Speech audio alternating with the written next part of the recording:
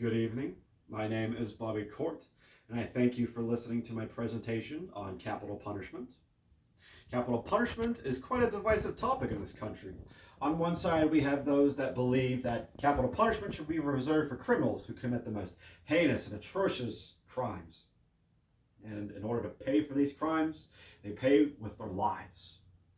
On the other hand, we have those that believe that capital punishment is a barbaric form of justice, and if we are to pursue being a civilized modern society, we should pursue peaceful sentences as an alternative for our prisoners. Capital punishment, no matter what your opinion is, should at least ensure that prisoners have the right to a peaceful and painless execution. There are three solutions that I wanted to provide towards capital punishment to ensure that prisoners receive their fair, painless, and peaceful execution. I want to bring up the story of a Mr. Jesse Joseph Tefero. Mr. Tefero was wrongly convicted of murdering 2 police officers, and he was sentenced to death by the electric chair. Upon Mr. Tefero's last day on this earth, Mr. Tefero was strapped to the electric chair. Mind you, there was a component that was swapped out. An organic sea sponge is normally used in these executions, where they put it on top of your head, which helps distribute electricity throughout the body. Instead, a synthetic sponge was used instead because the original sponge was worn out. When the executioner flipped the switch, Mr. Tefero's head caught on fire. The fire was a foot tall, and in order to properly execute Mr. Tefero, they had to flip the switch 3 more times in order for Mr. Tefero to be properly executed. That does not sound painless. That does not sound peaceful. And so, my first point I want to bring up is towards the methods used for capital punishment. Of course, in the electric chair situation, we would just ensure that there are spare parts that can be used in case any of them wear out. There should be assurances that the electric chair is functionable before using this as an execution method. But I do want to bring forth the modern execution method that we use nowadays, lethal injection. Lethal injection uses 3 drugs.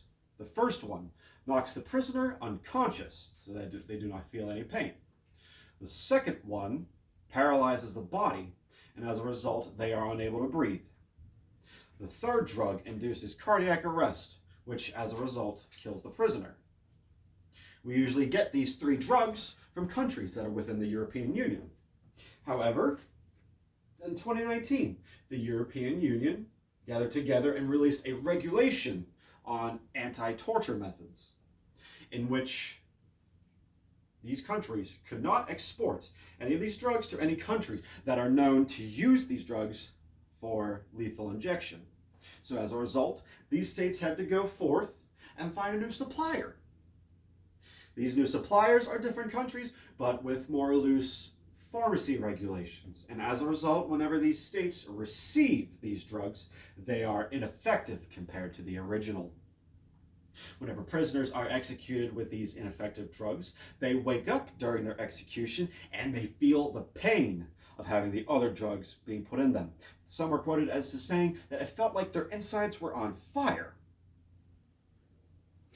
Rebecca Salk, a lawyer at Cahill Garden and Reindahl practice in New York City, suggested that in the example of an Ohio governor passing a bill in order to supply these drugs, told pharmacies, "We will provide you anonymity in exchange for providing our prisons with these drugs, shielding them from any legal repercussions." The second point I wish to bring up was the presence of medical professionals during these executions. Not necessarily saying that doctors should start executing people, no, but rather ensuring that these methods and procedures are done correctly to ensure that these prisoners have a peaceful and painless execution. Rebecca Walker, a professor of social medicine at the University of North Carolina's School of Medicine, says that doctors could assist with providing IV lines during an execution, as well as ensuring that dosages are correct for prisoners to ensure a painless and peaceful execution. Of course, when doctors participate in executions, there are sometimes threats to their medical license due to executions being quite the opposite of medicine, of the Hippocratic Oath. And as a result, some states have developed some safeguards that provides these doctors anonymity, as well as just basic license protections. Dr. Musso, an emergency department physician who compared a terminally ill patient to a death row inmate, in where no matter what you do, regardless, these people will die of it, regardless of any of the interventions you give, and saying, if the people and the government won't let you provide it, and a patient then dies, are you not going to comfort him? And the final solution, if we cannot provide prisoners this peaceful and painless execution, then we should consider abolishing the death penalty. Most of the world is on their way to abolishing the death penalty. In fact, in 2019, the United States of America has only 22 executions, compared to some other countries that have hundreds of executions. And besides that, whenever a violent criminal is apprehended and placed behind a jail cell, placed in solitary confinement or what have you, are they a threat to society anymore, to the public? No, they are not. So why would we go forth with killing a man that cannot even defend himself? A reason for capital punishment might be vengeance, but what does the public get out of vengeance? Capital punishment is more or less state-sanctioned murder, legal murder.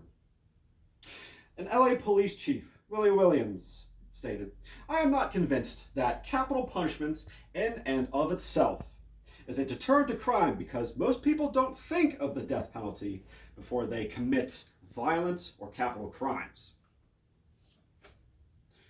In conclusion, capital punishment should ensure that prisoners experience a peaceful and painless death.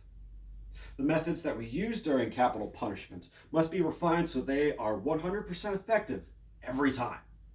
Doctors should be present to ensure that these procedures are done correctly. And if we cannot ensure these prisoners their right to a peaceful and painless death, then we should just abolish it altogether. For even if they are prisoners, every single person in this country has a right not to go through cruel and unusual punishment. Thank you. Is that 8 minutes?